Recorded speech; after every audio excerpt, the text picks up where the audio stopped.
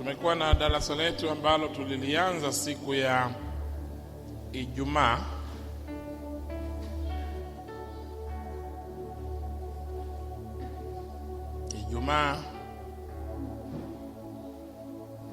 Tulikuwa na darasa ambalo tulikuwa tumelianza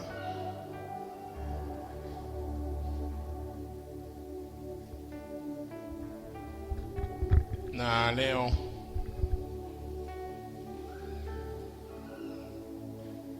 tutapiga hatua kwa darasa hilo.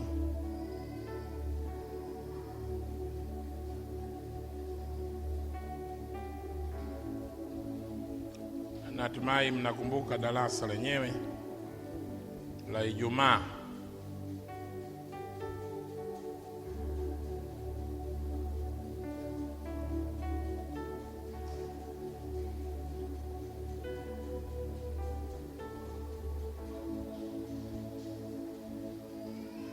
Darasa la Ijumaa, kichwa chake cha somo: Mungu anajua mwanzo mwisho. Maandiko yetu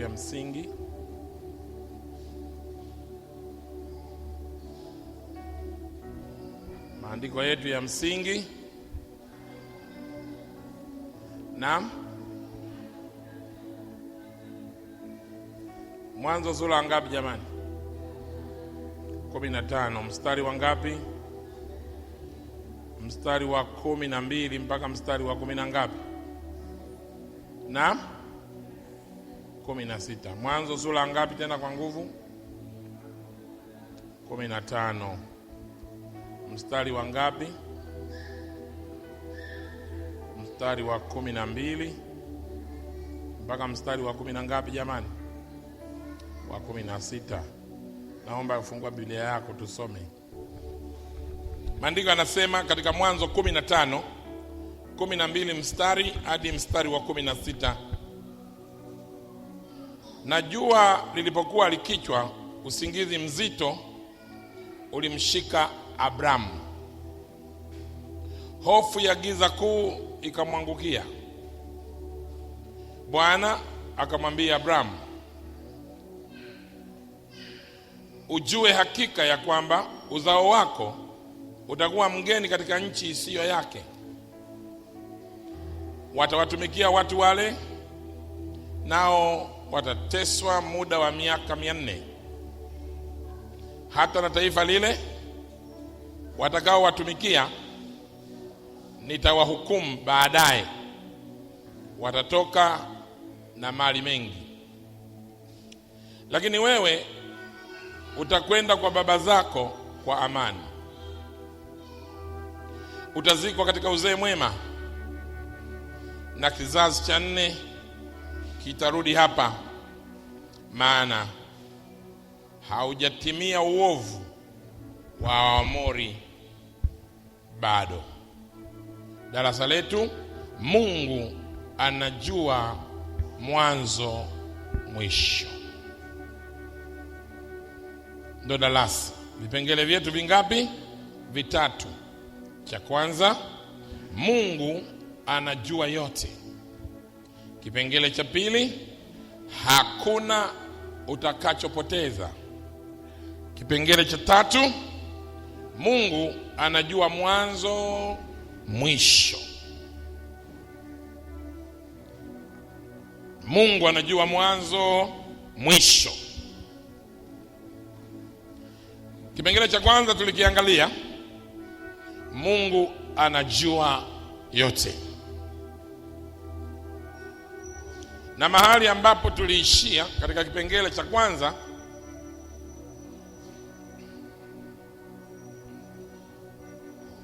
tuliishia kwa ujumla. Kuna maeneo makubwa 5 yanayotumika kuelezea sifa za Mungu ambazo hakuna kiumbe kingine ama kiumbe chochote kinaweza kuwa na sifa hizo. isipokuwa Mungu peke yake. Sifa hizo ni pamoja na, ya kwanza tulisema nini? Mungu ni mwenye nguvu zote, omniscience. Kwa lugha ya Kiingereza omniscience. Tuliangalia hiyo sifa ya pili. Mungu ni nini? Mungu ni Mungu mwenye kujua yote. Ile ya kwanza, Mungu ana nguvu zote, ni omnipotence. Omnipotence. Hii ya pili, Mungu ni Mungu mwenye kujua yote, ni omniscience. Mungu ni mwenye kujua yote, omniscience. Ile ya tatu, Mungu ni mwenye kuweko mahali kote kwa wakati mmoja, omnipresence. Mungu ni mwenye kuweko mahali kote kwa wakati mmoja, omnipresence.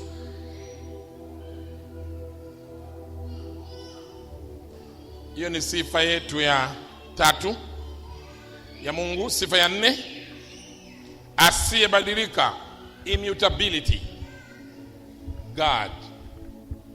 Immutability God. Mungu ni Mungu asiyebadilika.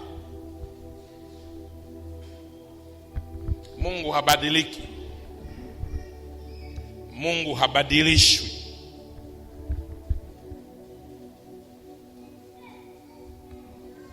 Immutability. Sifa ya tano ni Mungu wa milele na milele, transcendence. Ni Mungu wa milele na milele. Tunaposema ni Mungu wa milele na milele, tunamaanisha milele iliyopita na milele ijayo.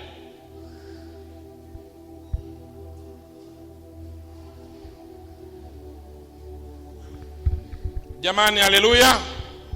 Katika darasa letu sasa, hapo ndipo tulipoishia sehemu ya kwanza ya darasa. Leo ni sehemu yetu ya pili. Tutapiga hatua kutoka pale.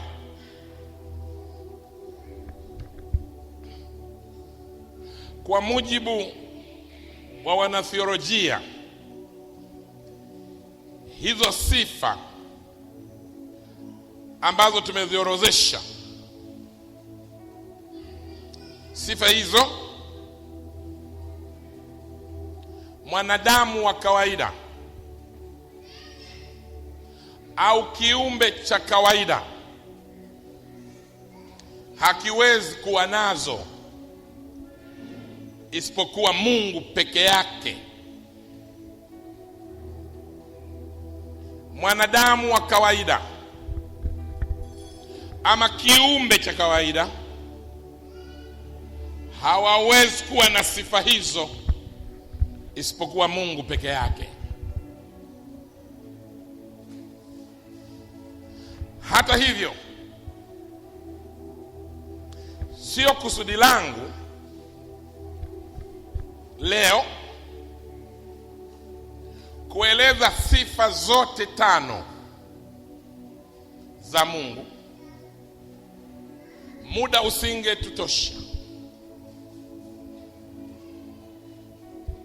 Lakini nataka kuchukua muda kueleza sifa moja tu kati ya hizo tano jioni hii ya leo. Na sifa yenyewe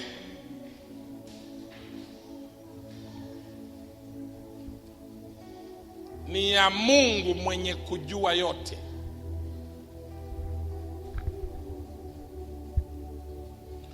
Mungu mwenye kujua yote. Tuseme wote, Mungu mwenye kujua yote. Ndiyo. Kwa kusudi tu la kutimiza lengo la somo hili. Unajua somo letu lile linasemaje? Mungu anafanya nini? Anajua mwanzo, mwisho. Kwa hiyo katika hayo mambo matano, katika sifa hizo tano za Mungu, mimi inabidi kujielekeza kwenye sifa mojawapo ambayo kwenye darasa lako la leo ni sifa ya ngapi hiyo? Naam? Ni sifa ya ngapi? Naam? Mungu mwenye kujua yote ni sifa ya ngapi? Sifa ya pili. Asante sana. Kwa hiyo nataka nitoe ufafanuzi leo kwa kina kadri inavyowezekana, ili tuweze kupiga hatua kwenye uelewa juu ya Mungu wetu anachoweza kufanya. Vizuri sana. Nataka nianze kufanya ufafanuzi wa darasa. Neno lenyewe, nataka nianze na neno lenyewe au neno hilo mwenye kujua yote.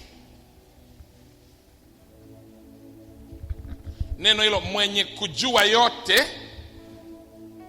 katika lugha ya Kiingereza linatumika neno omniscience.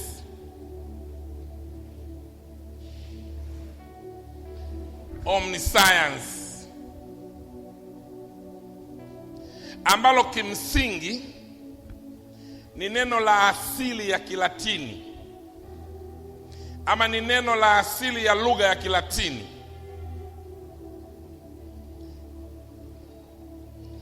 linayojumuisha muunganiko wa maneno mawili, linalojumuisha muunganiko wa maneno mawili. Neno la kwanza ni omns, omns, o m n i s, omnis,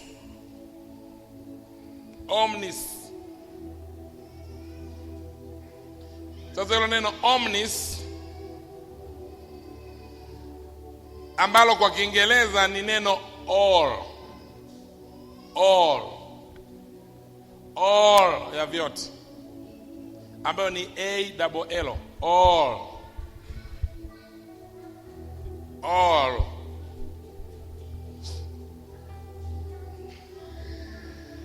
Hilo neno ikiwa na maana ya Kiswahili mambo mawili, yote ama wote, all.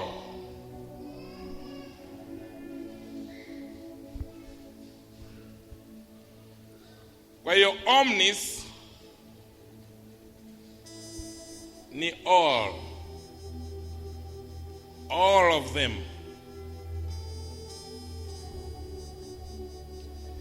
Kwa Kiswahili ni yote ama wote. Hilo neno la kwanza. Neno la pili, scientia.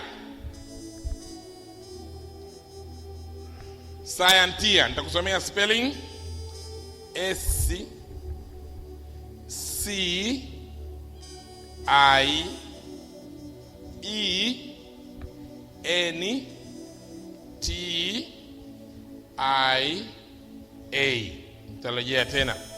S C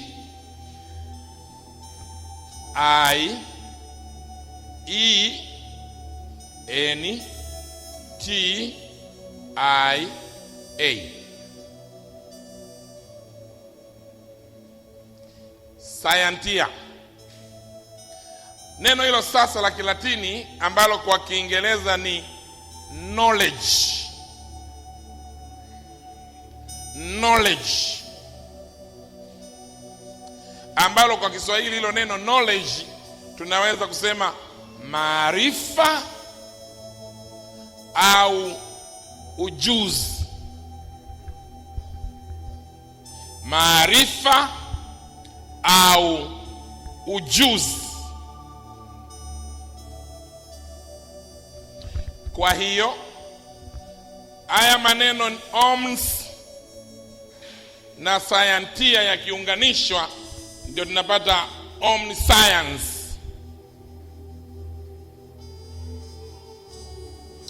ambalo kwa Kiingereza sasa kizuri ni all knowledge, na kwa Kiswahili kujua yote. all knowledge, na kwa Kiswahili kujua yote. Na sasa basi, linapotumika kuelezea sifa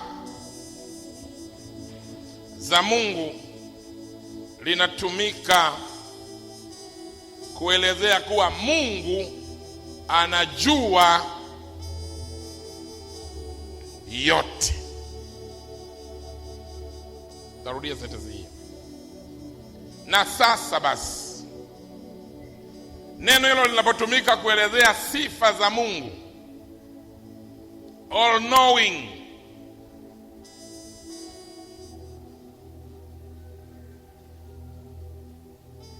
linatumika kuelezea Mungu anajua yote. Hivyo hakuna jipya kwake, wala hakuna jambo wanadamu watagundua ambalo Mungu hakuwa analijua yeye.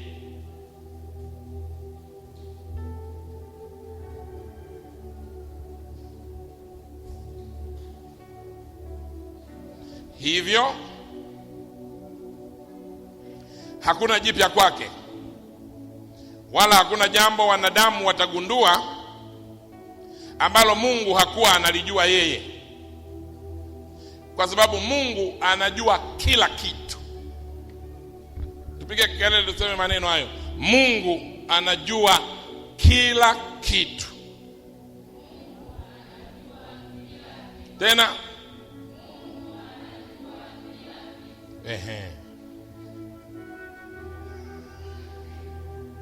kwa hiyo kila jambo linalokutokea katika maisha yako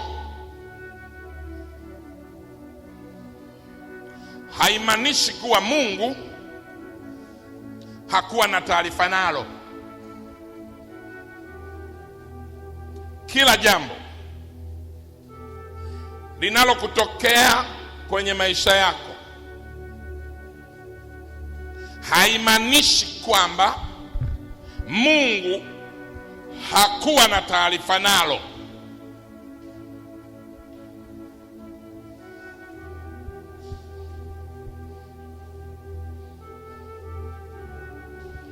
Wala Mungu hasahau kitu, wala Mungu wetu hasahau kitu, kwa sababu amekuwapo toka milele na ataendelea kuwapo na yupo hata milele. Tarudia maneno hayo: wala Mungu wetu hasahau kitu, kwa sababu amekuwapo toka milele na anaendelea kuwapo na yupo hata milele. Kwa hiyo Mungu anajua kila kitu na hakuna cha kumshangaza. Kwa hiyo Mungu anajua kila kitu na hakuna cha kumshangaza.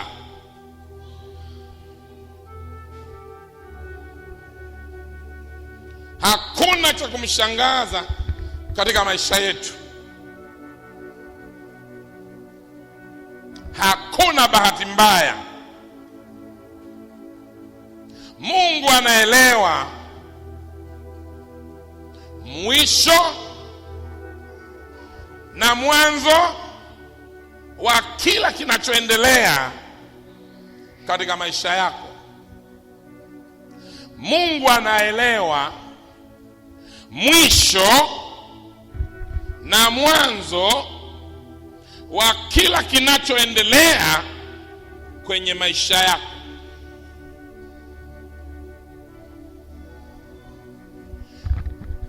kitaishaje, Mungu anajua. Kimeanzaje, Mungu anajua. Kwa nini kimeanza, Mungu anajua. Na kitaisha namna gani, Mungu anajua.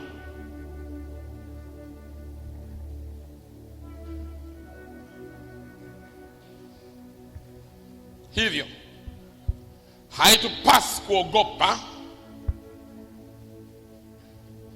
na badala yake mimi na wewe tunapaswa kumsubiri Mungu kwa njia ya maombi kwa mambo yote yanayoendelea kwenye maisha yetu. Hayana sifa ya kututisha, lakini kwa hayo tunaweza kumsubiri Mungu kwa njia ya maombi, kwa sababu Mungu anajua mwanzo mwisho.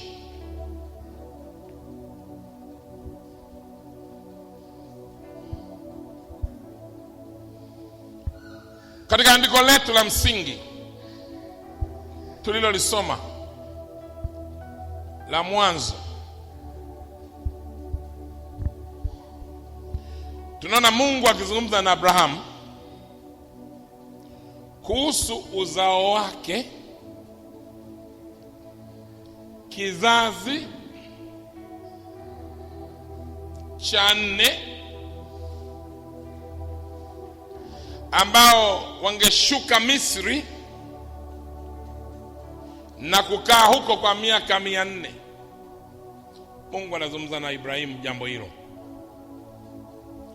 na kuwa kisha atawarejesha tena katika nchi ya Kanaani. Mungu anazungumza na Ibrahimu jambo hata kabla alijaweza kutokea. Tumeona katika Mwanzo 15 ambao tumeisoma mstari wa 12 hadi mstari wa 16. Katika maandiko hayo unaona ni karibu kati ya miaka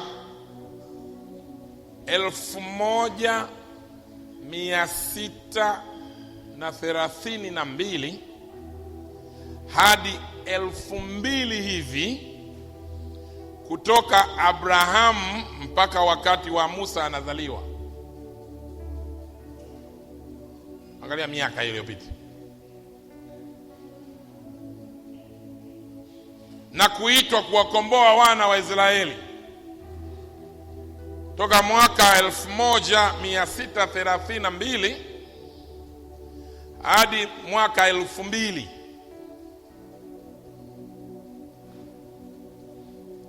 Eti Mungu anazungumzia jambo hilo, anamwambia Ibrahimu itakavyokuwa. Mungu anajua bwana. Bwana Yesu asifiwe. Lakini Mungu anajua yote. Anamwambia Abrahamu habari za wana wa Israeli, kizazi cha 4.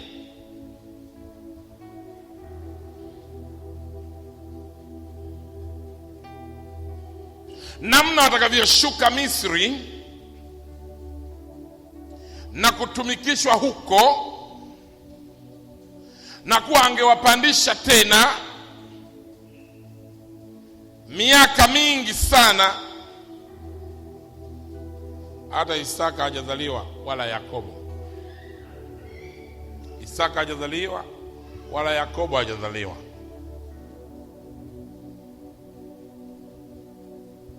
Huo ni uthibitisho ulio wazi kuwa kila kinachotokea katika maisha yetu kimeratibiwa katika mpango mkamilifu wa Mungu. Tarudia sentensi hii muhimu.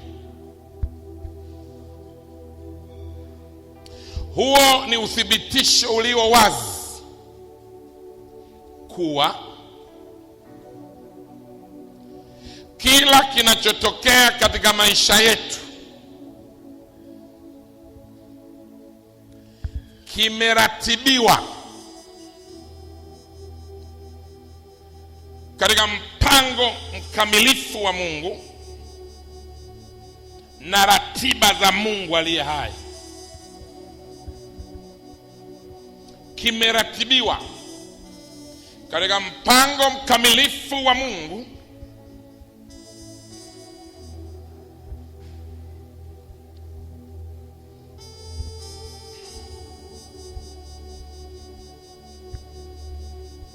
na ratiba za Mungu aliye hai.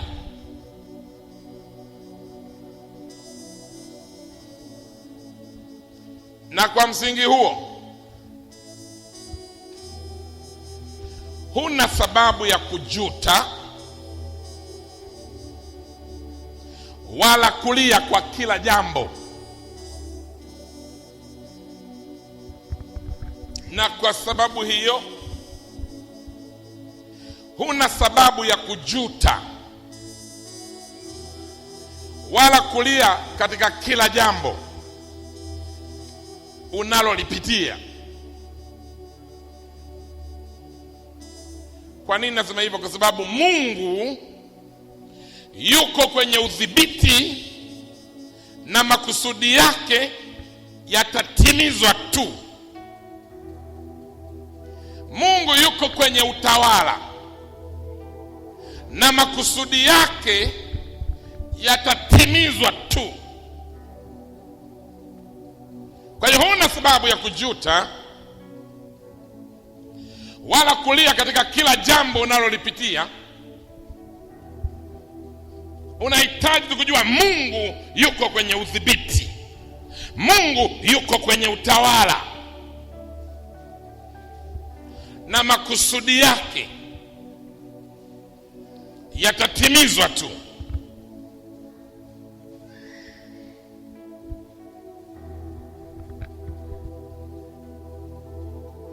Na lile ambalo Mungu amelikusudia, Mungu ulitimiza, na lile ambalo Mungu hajalikusudia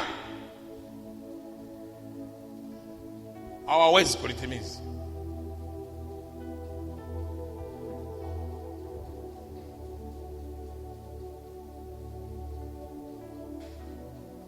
Jamani, haleluya. Yale yaliyokusudiwa na Mungu tu, yale ndiyo yatatimia. Kwa hiyo mtu mbaya ambaye anataka kufanya jambo kinyume na makusudi ya Mungu hawezi kufanikiwa. Hawezi kufanikiwa. Hata likiwa ni kundi lakini liko nje ya makusudi ya Mungu, haliwezi kufanikiwa. Wamisri walikuwa wamekusudia kuwafanya Waisraeli wasitoke Misri. Hata Musa alipoomba ruhusa, Farao alikataa na kusema, Bwana ni nani hata mimi nisikilize sauti yake? Mimi simjui Bwana. Lakini kwenye kusudi la Mungu ilitakiwa miaka 400 Waisraeli waondoke. Waliondoka, wakondoka, waliondoka. Kusudi la Mungu litatimia kwako kwa jina la Yesu. Na yale yote ambayo sio makusudi ya Mungu, ambayo watu wanajaribu kuyasukumia kwako, wala usibabaishwe, hayawezi kukupata, hayawezi kutokea.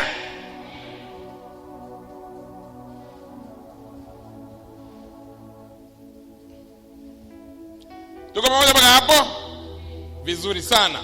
Twende tupige hatua. Kipengele kinachofuata, hakuna utakachopoteza. Piga kelele useme, hakuna nitakachopoteza maisha yangu haya. Kwa nguvu kama mtu mwenye afya.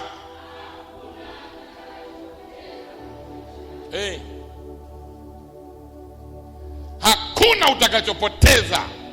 Hakuna.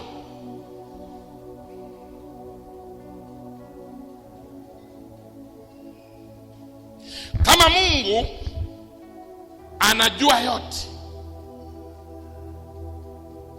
na ni wazi kuwa anajua maisha yetu vema,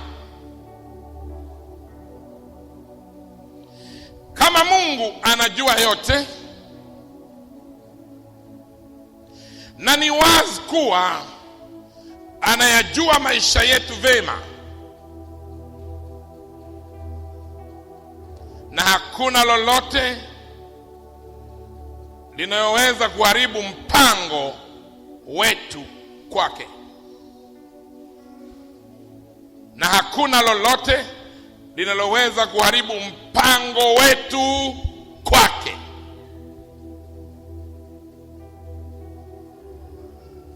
Yote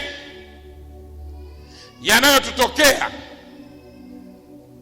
yawe mema au mabaya, yote ni kwa makusudi yake.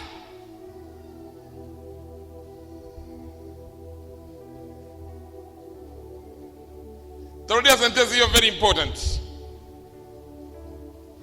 Yote yanayotutokea kwenye maisha yetu, yawe mema au mabaya, yote yanatutokea ni kwa makusudi yake Mwenyezi na mapenzi yake, na ni lazima yatatimia, na ni lazima yatatimizwa.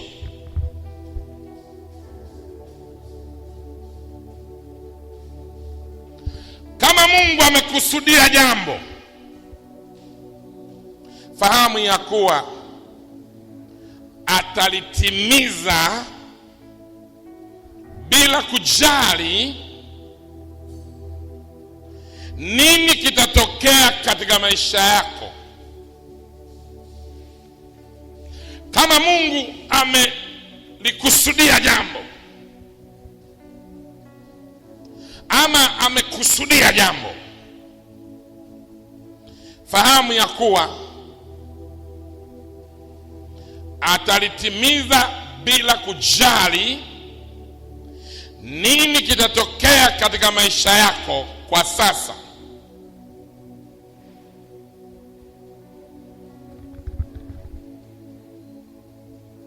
Kitatimia alichokusudia, kwani Mungu ni mwaminifu na wanadamu wote ni waongo. Kwani Mungu ni mwaminifu na wanadamu wote ni waongo.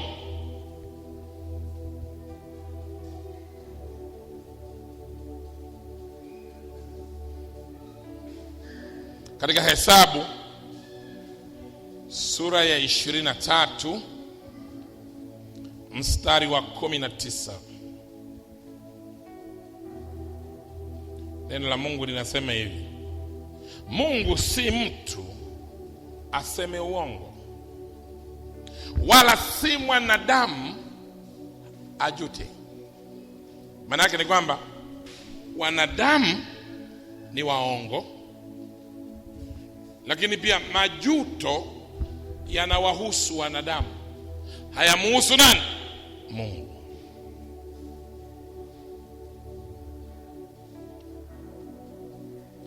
Iwapo amesema hata litenda, iwapo amenena hata lifikiliza.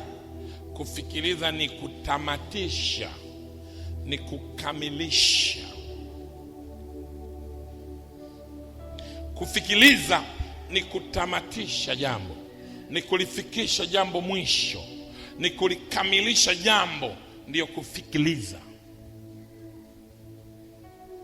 Kwa hiyo Mungu akisema, amesema.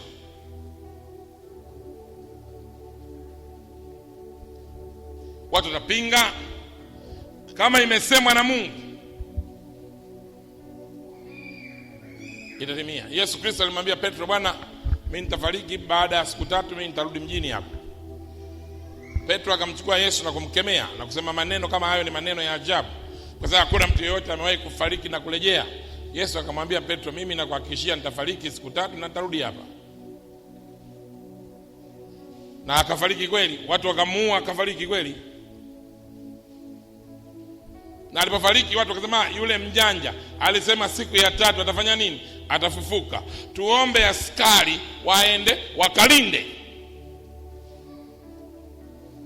Kaburi likalindwa kumzuia Yesu Kristo asifanye nini? Asifufuke. Waliweza. Maandiko yanasema walinzi wakalilinda kaburi, wakagonga muhuri kaburi lile. Lakini ilipofika siku ya 3 ambayo Yesu Kristo asema atarudi, Yesu kusema atarudi siku ya kwanza. Kwa hiyo walinzi wakajitia moyo siku ya kwanza, bwana vipi lindo safi, hakuna chochote, hakuna chochote. Tayari bwana, atoki mtu hapo. Kwani alisema anafufuka siku ya kwanza? La. Siku ya pili, jamani lindo vipi? Lindo sawa. Hakuna rapsha zozote? Hakuna. Yule bwana arudi tena. Yeye alisema anakuja siku ya ngapi? Siku ya 3. Siku ya 3 mwana wa Mungu kama alivyosema malaika kutoka mbinguni. Napenda kitabu cha Mathayo, Malaika kutoka mbinguni akashuka, akalivingilisha jiwe, alafu akalikalia. Wow. Walinzi wakawa kama wafu. Napenda sana ile story inanipaga raha sana ile. Alafu Yesu Kristo akafufuka, akaenda zake Galilaya. Huko ndiko aliwaambia tuonane Galilaya baada ya siku 3. Wakaja watu kumtafuta pale, wanalialia. Malaika akauliza, kwa nini kumtafuta aliye hai katika wafu? Kuna tabu gani? Kwani nyie hamjaambiwa kwamba mtamuona Galilaya? Malaika akamwambia yule anayelialia, amefufuka kama alivyosema. Mungu kila siku huwa anafanya vile alivyosema, na atafanya kwako kwenye maisha haya vile alivyosema. Hautakuwa miongoni mwa maskini, hautakuwa miongoni mwa watu walioshindwa, hautakuwa miongoni mwa watu walioshindwa maisha, hautakuwa miongoni mwa watu walioshindwa mapambano. Nasema hautakuwa miongoni mwao. Mungu atafanya vile alivyosema. Sisi tunashinda na zaidi ya kushinda kwa Yesu Kristo aliyetupenda. Ushindi uko upande wako. Nasema ushindi uko upande wako. Hata iwe hali mbaya kiasi gani, Mungu amesemaje?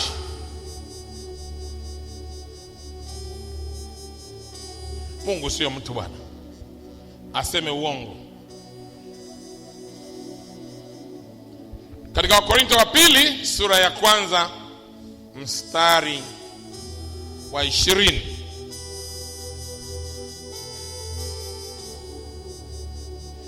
neno la Mungu linasema maneno mazuri haya: maana ahadi zote za Mungu zilizopo katika yeye ni ndio. Maana ahadi zote za Mungu zilizopo katika yeye ni ndio. Yaani Mungu ahadi zote alizoziweka ni ndio.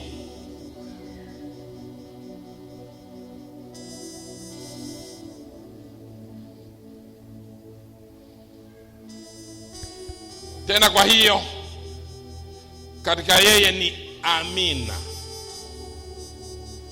Tena kwa hiyo katika yeye ni amin.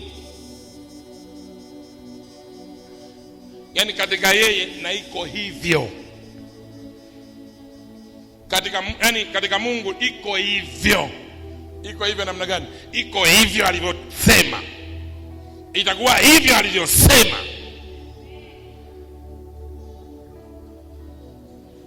Alafu anasema Mungu apate kutukuzwa kwa sisi. Mungu apate kutukuzwa kwa sisi.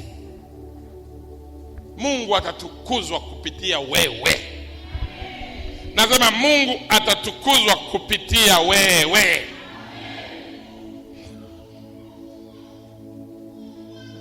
Ngoja nikupe maandiko kama mvua kwanza. Isaya 46 mstari wa 6 hadi mstari wa 10.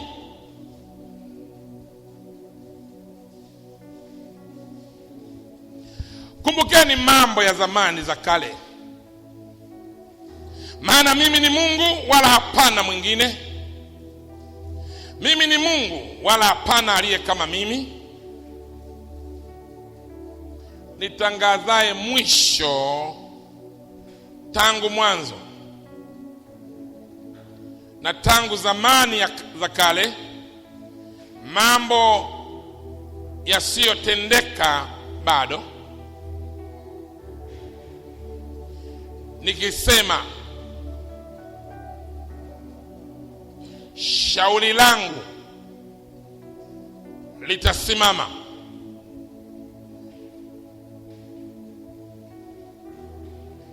shauri langu litasimama.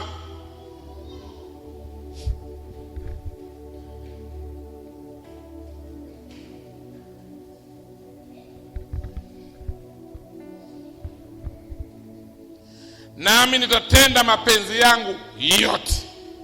Isaya 46 mstari wa 9 hadi mstari wa 10.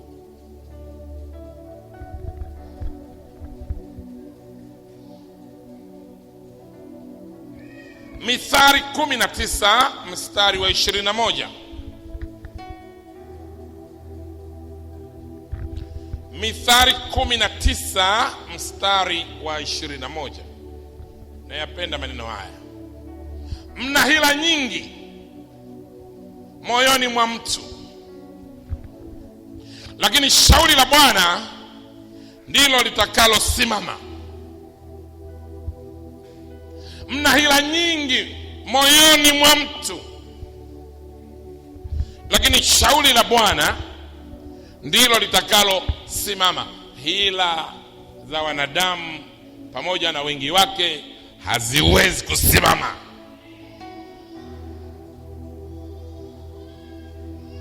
Unajua hata ushirikina ni hila. Mtu anakuchezea wakati hujamkosea, na anakuchezea wewe ukiwa hauna awareness. Hizo nazo ni hila. Natangaza hila za namna hiyo hazitafaulu NCC. Hazitafaulu kwenye familia yako. Mtu yeyote akianzisha hila hizo atapigwa mara moja na kupotea katika jina la Yesu. Katika Ayubu 42 mstari wa 2.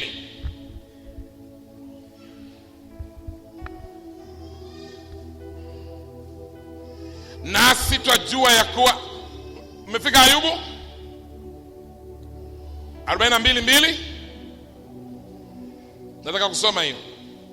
Alafu nitasoma Warumi 8:28. Ngoja nianze Ayubu 42:2. Najua ya kuwa waweza kufanya mambo yote. Tuseme maneno hayo. Najua ya kuwa waweza kufanya mambo yote, na ya kuwa makusudi yako hayawezi kuzuilika. Vizuri. Mungu anaweza kufanya mambo yote, na makusudi yake hakuna mtu anaweza kuzuia. Warumi 8:28. Nasi twajua ya kuwa katika mambo yote Mungu hufanya kazi pamoja na wale wampendao katika kuwapatia mema, yaani wale walioitwa kwa kusudi lake. Umeelewa bwana? Mungu hufanya kazi na wale wampendao, yaani sisi, yaani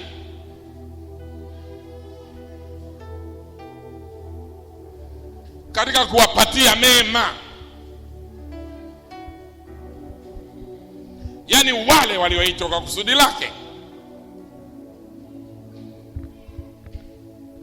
2026 itakuwa ni mwaka wa baraka kupita maelezo. Kutakuwa na mema kila mahali kwa jina la Yesu.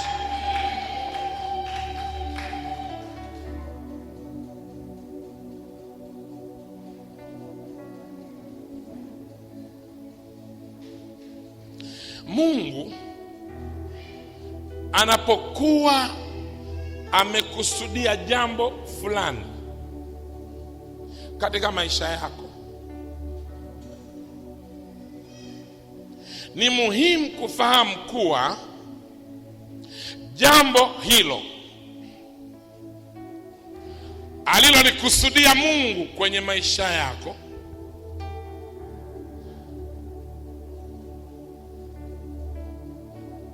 wanadamu, ama jambo hilo haliwezi kuzuiliwa na mtu. Unisikie? Nasema jambo hilo haliwezi kuzuiliwa na mtu.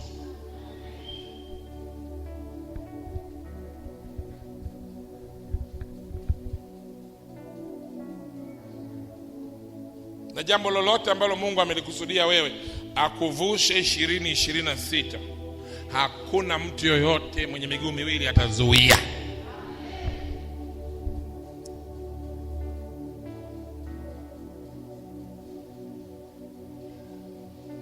Mungu ana makusudi na maisha yako. Mungu ana makusudi na maisha yangu. Unatakiwa kujua maisha yako yana kusudi la Mungu. Sema maneno hayo. Mungu ana makusudi na maisha yangu. Tena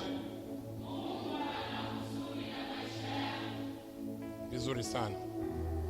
Kila kitu katika maisha yako, hata aina ya mapito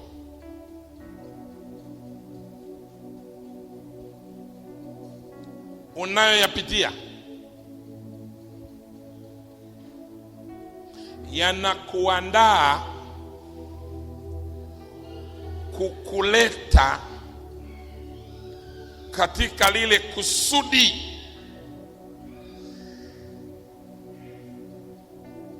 Narudia sentensi hiyo muhimu.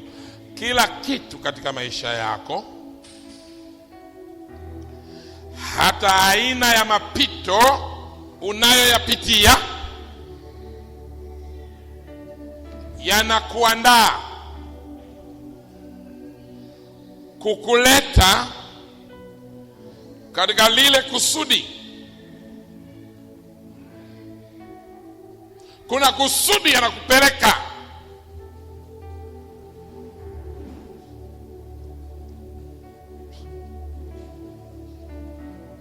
Kwa msingi huo, lolote lililo jema au lililo baya lisikutishe.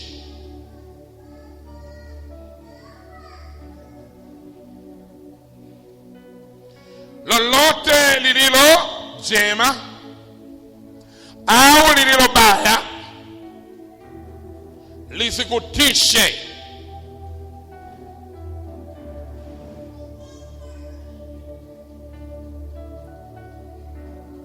Wala simama katika mapenzi ya Mungu.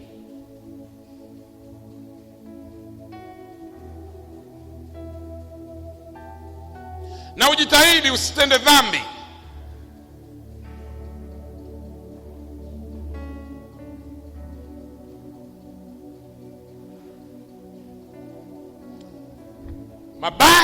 isikutishe, upinzani usikutishe, ugumu unaojitokeza usikutishe, na wala usitende dhambi kwa sababu ya mapito unayoyapitia. Tumesoma Warumi 8:28 hadi 30.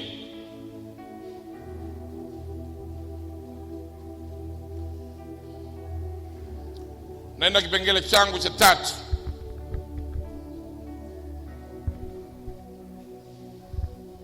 Mungu anajua mwanzo mwisho.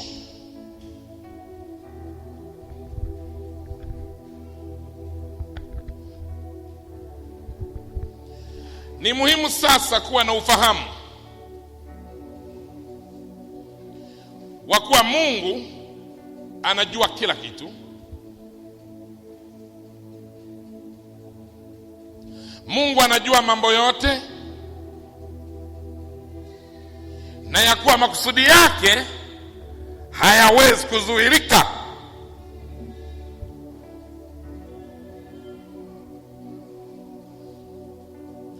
Ikiwa tunafahamu wazi sasa jambo hilo, jambo gani? Makusudi ya Mungu hayawezi kuzuilika, na Mungu anajua yote.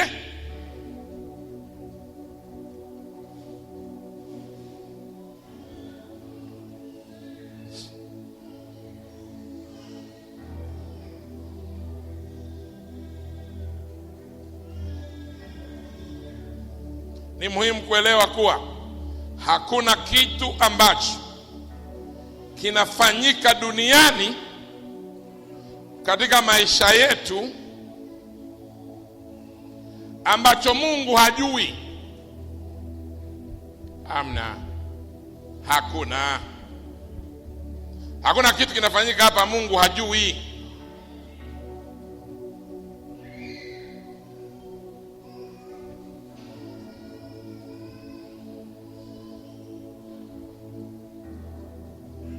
Mungu ana taarifa za mambo mengi sana, na anajua vema kila kitu kwa kina na mapana na marefu. Mungu anajua mambo makubwa sana. Mungu anajua pia mambo madogo sana, yote anayajua.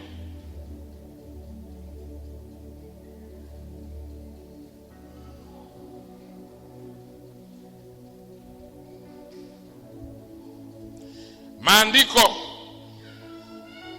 yanaonyesha wazi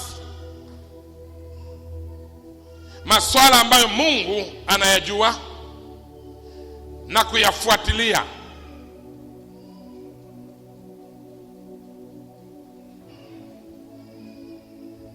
Na ukijiweka katika ulinganifu, ama ukiweka katika ulinganifu wake,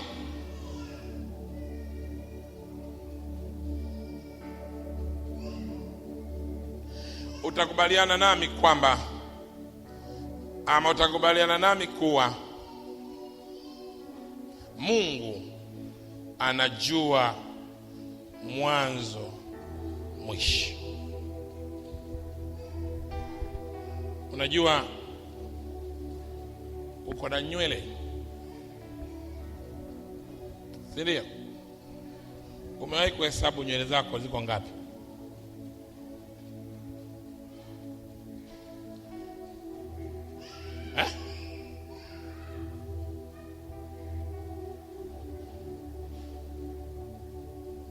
Na hakuna tafiti inayoonyesha mwanadamu ana nywele ngapi. Ila Mungu anajua uko na nywele ngapi, na anajua nywele ngapi zimekatwa. Hayo ni mambo madogo kabisa ya kawaida, Mungu anayajua.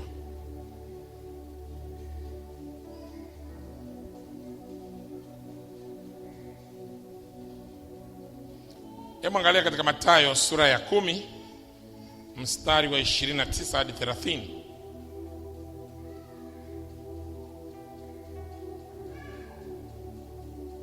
Je, mashomoro wawili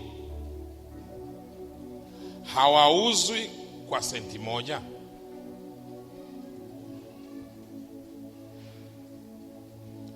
Wala hata mmoja haanguki chini asipojua Baba yenu? Lakini ninyi hata nywele za vichwa vyenu zimefanya nini? Zimehesabiwa, zimehesabiwa zote. Haya ni mambo madogo madogo ya kawaida. Sisi wenye nywele hatujui nywele ni ngapi,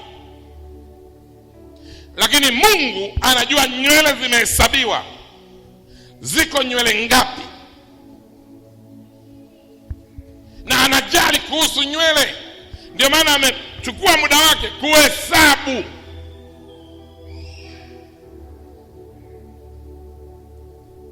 Kama mambo madogo ya namna hii Mungu anaweza kutumia muda wake na kuyafuatilia, vipi yaliyo makubwa na ya msingi, kama vile wewe kuwa hai, kama vile wewe kuwa na afya, kama vile wewe kutembea katika baraka, kama vile wewe kupata ulinzi ulio wa uhakika. Mungu si atafanya zaidi?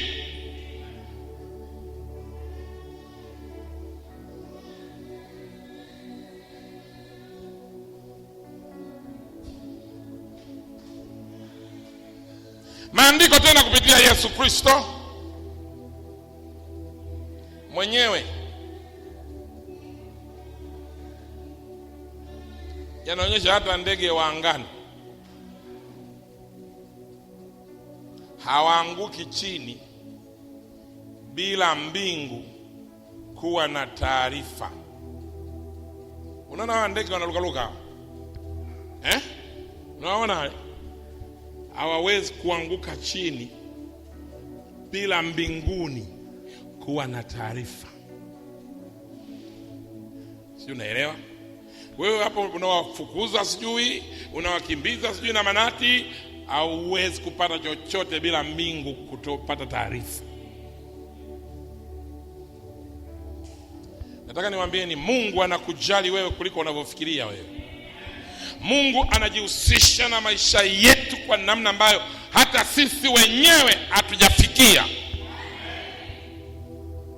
Na kama unasema amina, mpigieni Mungu makofi na shangwe na vigelegele kwa jinsi ambavyo anajihusisha kwenye maisha yetu.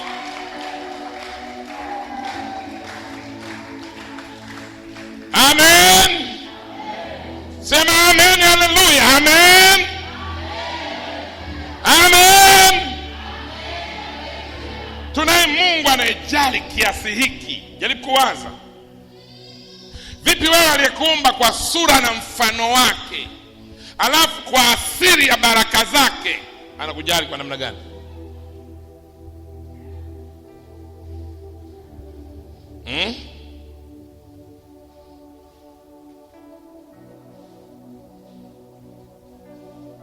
Hata mtu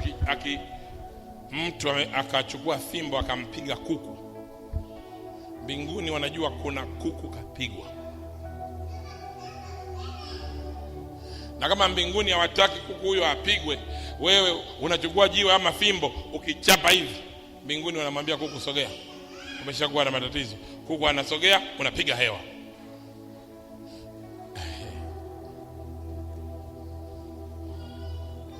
Sijui unaelewa?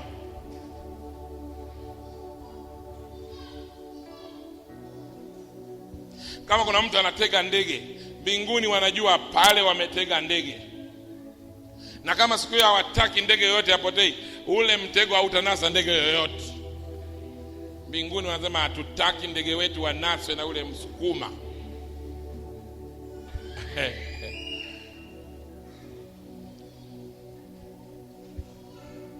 Mungu anatisha kiasi gani?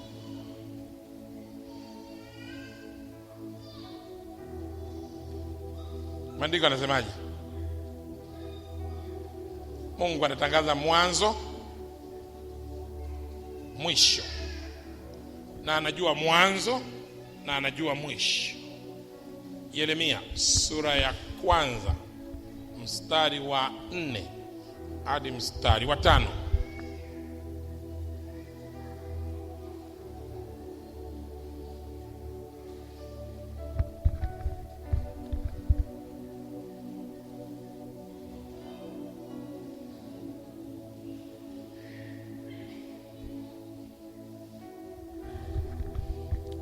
Neno la Bwana likamjia kusema,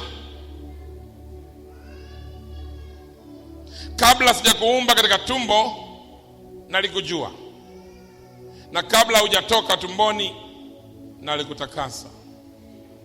Nimekuweka kuwa nabii wa mataifa.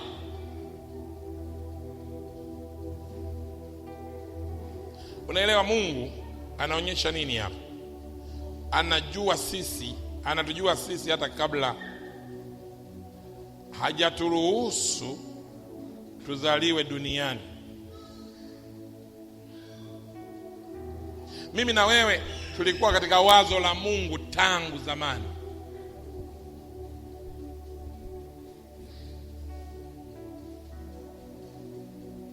Na Mungu amesha tukusudia maisha yetu. Unajua ni tabia ya shetani, anapoona hatima ya mtoto anayezaliwa, shetani akili zake, kwa sababu ni mbovu, huwa anaamini kwa sababu mtoto huyu ni mchanga na wazazi saa nyingine hawana awareness ya ukubwa wa huyu mtoto atakavyokuwa, shetani huanza mashambulizi tangu ujauzito wa yule mtoto. Kwa nini anaanza mapema? Kwa sababu anaamini hapa mapema hapa nikimdhibiti huyu mtoto nitakuwa nimeweza kuzuia hatima yake. Na ndio tabia yake. Anaanza mapema, lakini yeye anaona ameanza mapema.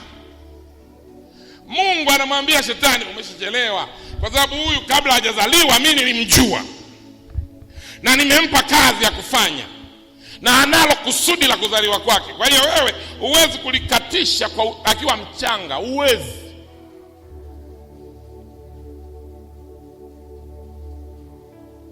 Ndio maana wote hapa mmezaliwa, tena mmezaliwa mkiwa kamili na afya kamili. Shetani amewasukuma wazazi wenu, amewasukuma na nyinyi wenyewe mkiwa watoto wadogo, lakini Mungu amesema hapana, huyu ni mshirika wa NCC, lazima afike NCC asali. Na ndio maana leo uko hapa ukiwa na afya njema na furaha. Jamani, haleluya. Shetani alijaribu kumuua Yesu akiwa mdogo. Uongo? Aliweza? Hapana. Shetani alijaribu kumwangamiza Musa akiwa mdogo. Aliweza? Hapana. Kwa hiyo ni mpango wa shetani kushindana na makusudi ya Mungu tangu mapema, lakini hajawahi kufaulu, kwa sababu Mungu ameshasimamisha kusudi lake mapema zaidi. Ndio maana shetani hatoboi. Watashindana lakini hawatashinda. Ni kusudi la Mungu. Jamani, haleluya. Huwezi kushindana na kusudi la Mungu. Tapambana, utanyoka tu. Napenda yale maneno Mungu anamwambia Yusufu, Yusufu, sasa uondoke Misri, urudi, kwa sababu yule aliyekuwa anaitafuta roho ya mtoto. Kuna watu tabia zao ni kutafuta roho ya mtoto, hawana woga na roho ya mtoto. Mungu anasema yule aliyetafuta roho ya mtoto amefariki. Kwa hiyo mchukue sasa mtoto arudi mjini. Yule anayetafuta roho yako atafariki, utarudi mjini. Herode akafa, Yesu Kristo akarudi kwa town. Na kuhakikishia umebeba kusudi la Mungu. Yaani kuwepo kwako katika kanisa hili sio bahati mbaya.